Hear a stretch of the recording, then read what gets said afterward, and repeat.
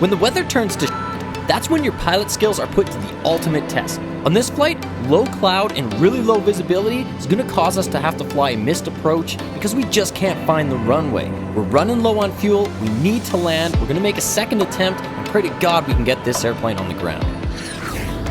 I'm Evan, and I've been flying airplanes since I was 14 years old. Being a commercial pilot in the Rocky Mountains is incredible and has led me on some very wild adventures. My mission? To share with you my love for aviation, the outdoors, and all the things I've learned along the way in hopes of inspiring the next generation of adventurers and adventure-seeking pilots. If you're new to the channel, then cheers, don't forget to like and subscribe, and as always, welcome aboard.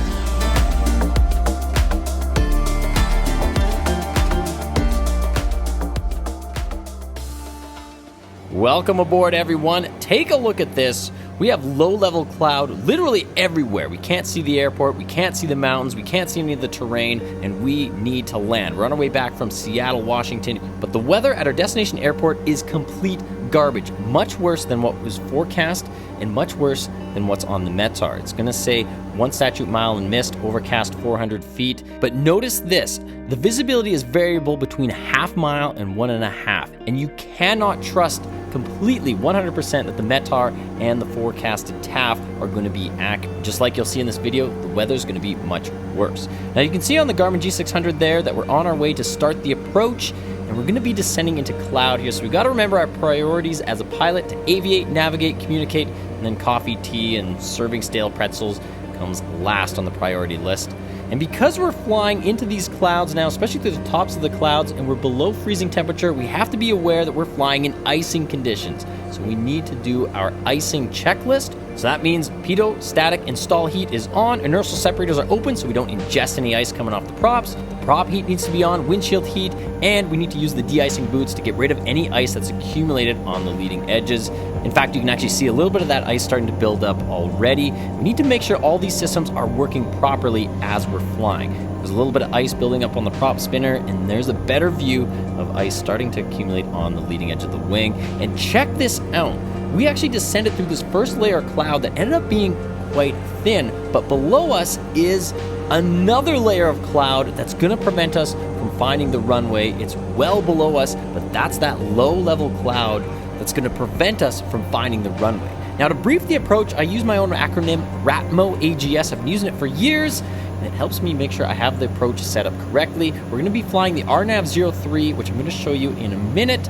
But first, enjoy the beautiful view between these layers of cloud. And here's a shout out to Garmin Aviation. They're a big supporter of the channel, and obviously I'm using their avionics and all their equipment every single time I fly an airplane. And if you haven't had a chance, check out the Garmin Pilot app. It's fairly new to me, but I'm absolutely loving it. It's probably one of the top flight planning apps for pilots now, so definitely worth taking a look at.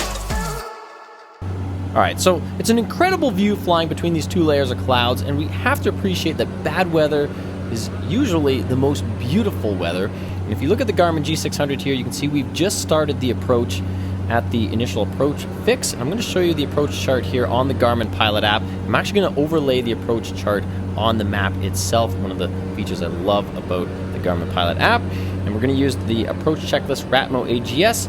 You can see our inbound track of 032 degrees is what we're going to fly towards the runway, and this is our descent profile.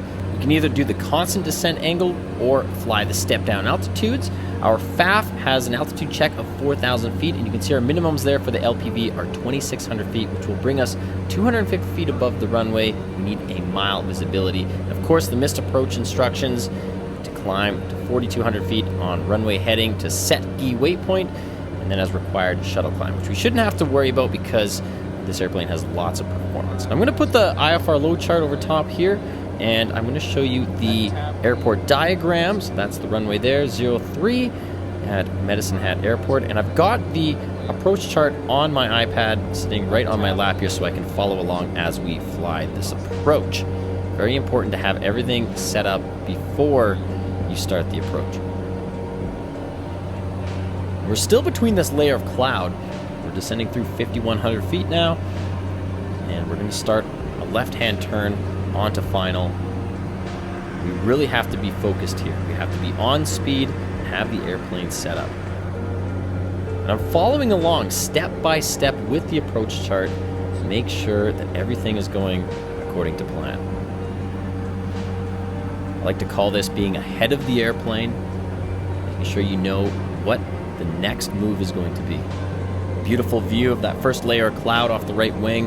And because we're turning onto final now, we're going to get the airplane set up for landings. We're going to do a BB Gumps check, belts, brakes, gear, undercarriage mixture prop switches. Make sure the landing gear is down and the airplane's set up for landing sooner rather than later.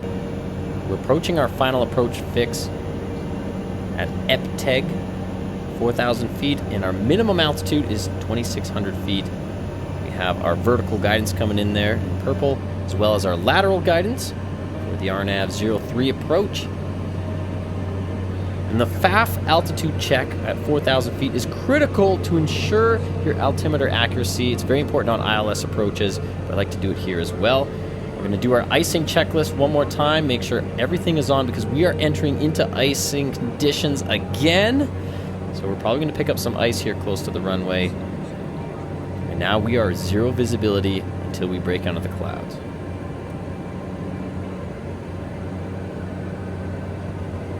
We're probably going to carry an extra 5 to 10 knots of speed on this approach to compensate for any ice we might build up on the aircraft.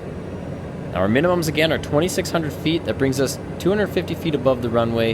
And if we don't see the runway by the time we cross it, we have to overshoot and fly the missed procedure. So it's important to take a look at that before we reach our minimums. Make sure we're prepared. So our short final checklist is gear, props, flaps, make sure we have clearance to land, and quadruple check that the landing gear is down. We're on our glide path. We're on track with the runway, and we've slowed the airplane up to 110 knots because we're anticipating that when we break out of the cloud, if we do, that runway is going to be there, and we have to transition into the landing phase, into the flare right away. So if we're too fast, we're not going to get the airplane slowed up in time. We have to aim for 110 knots because we are technically short final right now. And at this point, I can see the ground below us, and I'm eyes outside looking for the runway lights while the other pilot's flying the airplane. His job is to make sure the airplane is under control. My job is to see if I can spot the runway. It's one of the benefits of having two pilots. And it's at this moment I notice the runway lights, but we are way too close to the runway to land. You can see it on the synthetic vision there, just going underneath us. There's no way we're going to land in this, so we're going to fly the missed approach procedure, initiate a climb, clean the airplane up. By cleaning the airplane up, I mean getting the landing gear up, getting the flaps up. And remember, aviate, navigate, communicate, then coffee, tea, serving stale pretzels. It is your top priority to always fly the airplane first, and it's comforting that we know where the layers of cloud are because we're going to pop out on top here and we won't be in the clouds as we fly this procedure.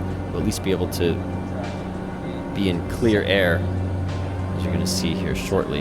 I'm just double checking, making sure that everything is going as planned, and there we are. We're on top of this layer of cloud, which is very comforting because then we can be visually, we can have a good idea where we're going. Set Gi is our waypoint that we're going to hold at until we figure out if we're going to try another approach or we're going to go to our alternate. It's a beautiful view. Beautiful but deadly. So we decided after doing a little bit of math that we're going to try one more approach here before we decide to go to an alternate airport. So I'm going to reload this approach from the opposite side. So we're going to start the initial approach fix from the opposite side that we did the first attempt. This is what it looks like on the chart from the waypoint Menra. So we're going to go direct to Menra now, and hopefully we're going to see the runway this time. I'm going to set in our minimum altitudes again, 250 feet above ground level. That's what's going to warn us to overshoot.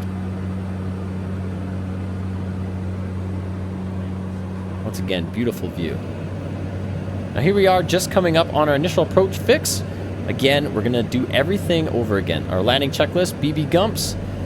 Make sure the landing gear comes down. Make sure the airplane's set up for landing. Waypoint Tabvi is where we turn our final approach. EPTEG is our final approach fix. We're flying pretty much the exact same approach. So we're going to fly to 2,600 feet. If we don't see the runway by then, when we cross the runway, then we have to overshoot. So this is attempt number 2. It's Pratt & Whitney turbine engines doing their thing. So we descend into this layer of cloud again. And we're coming up on our final approach fix here. Again, 4,000 feet is our altitude check.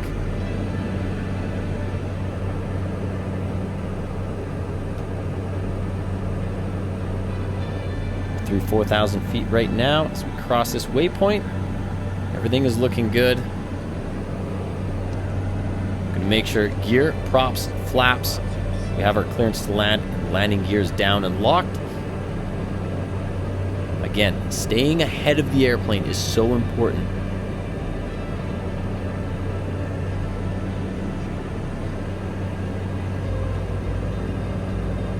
And if we do not see the runway this time, we must go to our alternate airport. We don't have enough fuel to do a third attempt.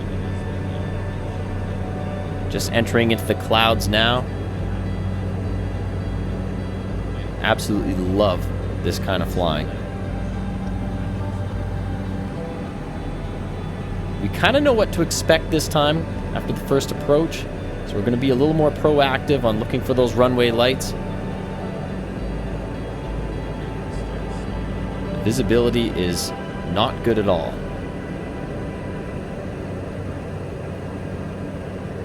Keeping everything nice and stable, airplane set up for landing. Our minimum altitude at 2,600 feet is as low as we can go. We're at our short final speed of 110 knots. I'm looking outside the airplane, trying to see if I can see the ground. Keeping in mind that we have to be prepared to fly the missed approach again if we don't see the runway.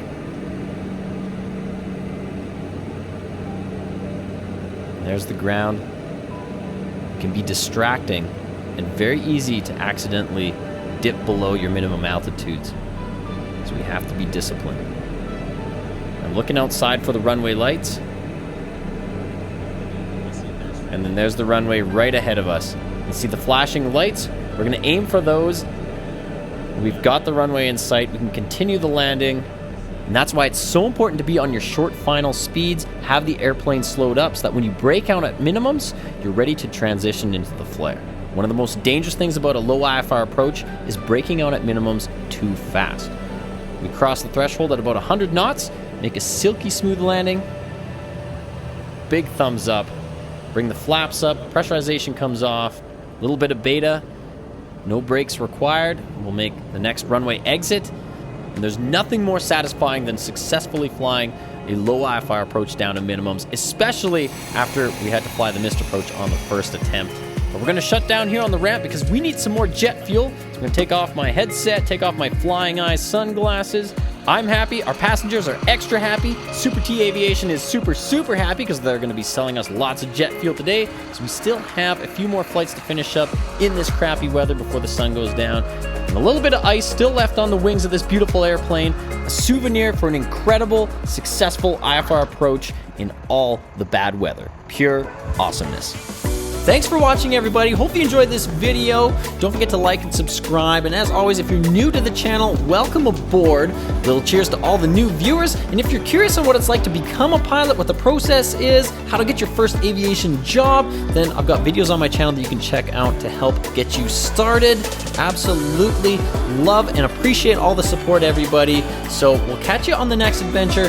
Happy and safe flying, everybody. Cheers.